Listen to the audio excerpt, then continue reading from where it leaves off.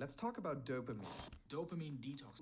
When did everybody become a psychologist? You don't need detox from dopamine. Dopamine is one of your best friends. What you do need is to be careful about the source of dopamine.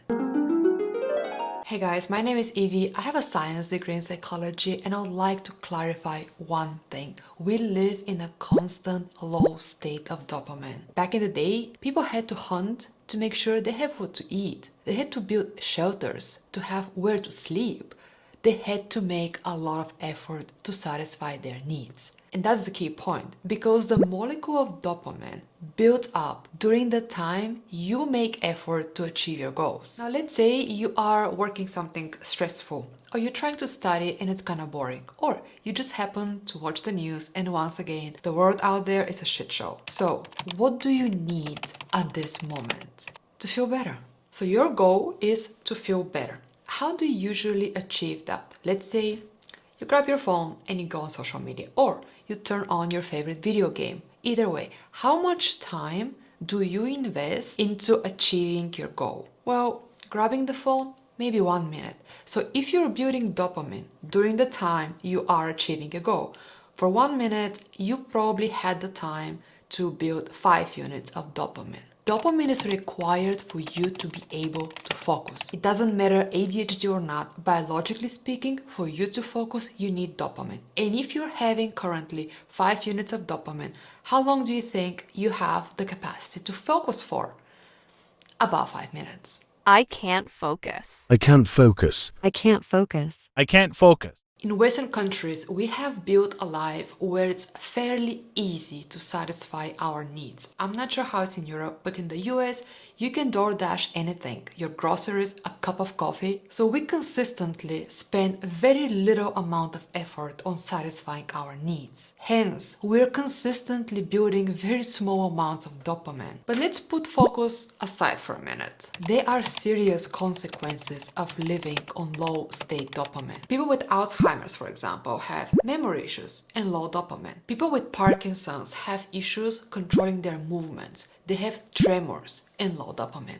Again, Parkinson's and schizophrenia is characterized with sleeping issues and low dopamine. And actually, the relationship between sleep and dopamine kind of deserves 2 minutes attention. When you go to sleep and you grab your phone, you have a spike of dopamine. And the thing is that you cannot calm and feel ready to fall asleep when your nervous system is aroused because of that spike of dopamine. Now, the dopamine will withdraw fairly quickly, however, the nervous system will take much longer to calm down. So eventually, you put your phone down and you attempt to sleep. But what happens now? You already had low dopamine. Now you are withdrawing from the dopamine. How do you feel? You feel like shit. So on one hand, you are physiologically too aroused to fall asleep, and on the other hand, you are in a terrible mood. The consequence is that you get all those negative thoughts, you start to overthink about everything that you've said wrong, done wrong 1 month ago, 5 years ago, and you are tossing in bed for hours.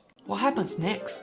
You don't get enough sleep, and sleep deprivation is linked to low dopamine because it is hard for your brain to build dopamine if it didn't go through the 5 stages of sleep, meaning if it didn't rest properly. So you wake up feeling that way, and the first thing you do is grab your phone. That's how you create that vicious circle. And going back to how dopamine is necessary for you to function as a human being, women need dopamine for lactation. Have you heard about postpartum depression? This is when mothers go through a full depression wave right after they have a baby, and on top of not being able to enjoy motherhood because low dopamine means anhedonia, which is the inability to feel joy. So on top of this, they blame themselves for feeling that way. Others often blame them as well. And they often do not have enough milk to feed their child. So yeah, you don't need dopamine detox. Dopamine is your best friend. It is required for you to function as a human being. You need dopamine to focus, to remember things, hence to learn, to lactate, to be able to control your movements, and from there to have some sense of impulse control. And your brain has been evolving for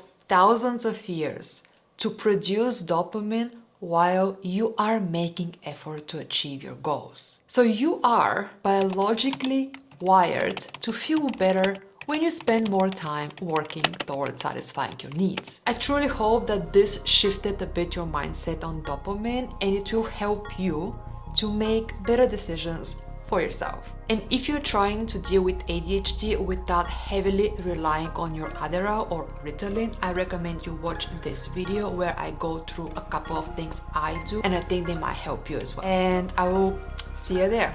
Bye.